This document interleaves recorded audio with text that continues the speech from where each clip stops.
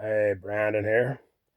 Father's Day today, so happy Father's Day to all you fathers out there. Gonna take a moment to talk about my own father for a bit, but if you want to know a few fun facts about a Father's Day and how about what is the official flower of Father's Day, if you're not aware of that, I'll tell you the first state to celebrate it. Tell you a few fun facts and how do fathers measure up against mothers. We'll discuss that. Stick around till the end of the video. But yeah, so my father, he was born in 1949 in a small town not too far from where I'm making this video called Salina, Utah. Salina is actually, it's an interesting fact there. Salina is actually Paiute Indian language for the word salt because of the salt mines up there. And being that I am part Paiute Indian, because my grandmother was a certified elder of the Casharam Band of Paiutes, I always thought that was pretty interesting that it was Paiute for salt. But he was born there, but he was raised mostly in Wayne County, Utah, where my son, his grandson, is currently working right now. That's where he met my mother. He came from an enormous family. This always blew my mind when it came to my dad because he had 14 brothers and sisters. 14. My poor grandma must have been pregnant for 20 straight years. But unfortunately, a couple of them children passed when they were just infants. But he was still raised with, the 12 of them. And yeah, they were a poor family, man. They done what they had to do to get by back then. There was a lot of rough times for them.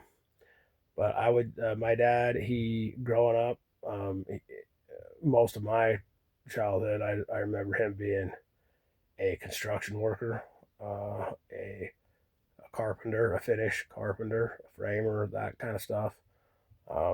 He worked for a construction outfit out here for quite a while, and then eventually went on his own. But I will say that the one thing, uh, well, before I get to that, I'll tell you a few funny, quick things about my dad. The three things with my dad that he did not tolerate. Okay, he did not tolerate lying. He would come uncorked if you lied. He'd rather deal with the truth head on. He didn't like liars. He did not like thieves. If you stole something, boy, he would. He'd tan your hide, man. Do not steal. And the other one was firebugs. Playing with fire. Don't mess around with fire. He was trapped in a fire when he was a kid, and it stuck with him to this day. It's and he's not into playing with matches and stuff like that. But yeah, so I'd say the one main thing that I picked up from my dad though is just the ethic of hard work. I mean, he just my younger brother, my baby brother, he's one and the same with my dad. Man, they both work.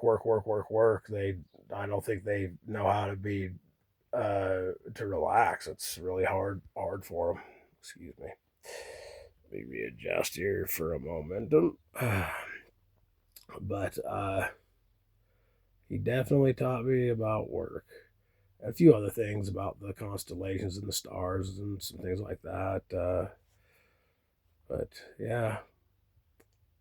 So all right. So let's get into some interesting topics here.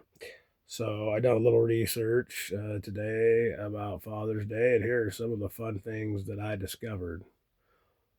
One is that even though uh, Father's Day has been observed since around 1908, I believe, as even though it was observed, it was not made an official uh, holiday until President Nixon declared it so in 1972. So just a couple years before I was born, they made it official. Another fun fact is Washington. Washington was the first state to officially acknowledge and celebrate Father's Day. I know one of the women, I can't remember her name, but her father was a Civil War vet who raised her and her sisters after the mom passed away in childbirth. She was from Spokane, Washington, and she pushed real hard for the Father's Day. She's considered you can look her up. She's considered the mother of Father's Day. Um, oh, excuse me. And then so I thought this was interesting.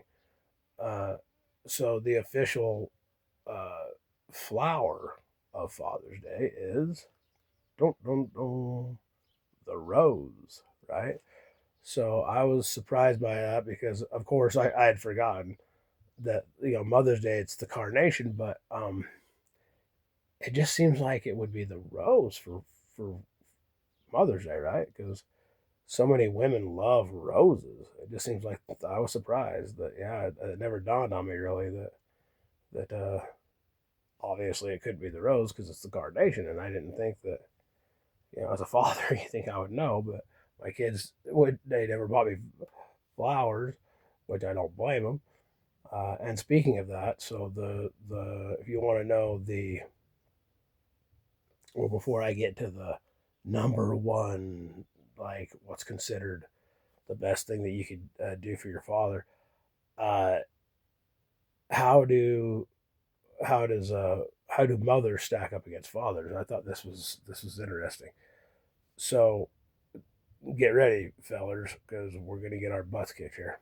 But so Father's Day, and this is from data from 2024, but so just a few years ago, data showed on average that Americans spend around 20 billion on Father's Day, and for Mother's Day, it's 33 billion.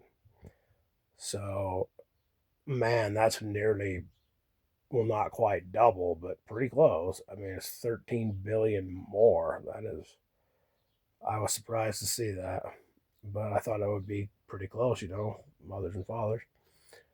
But so, if you're wondering, according to the research that I conducted,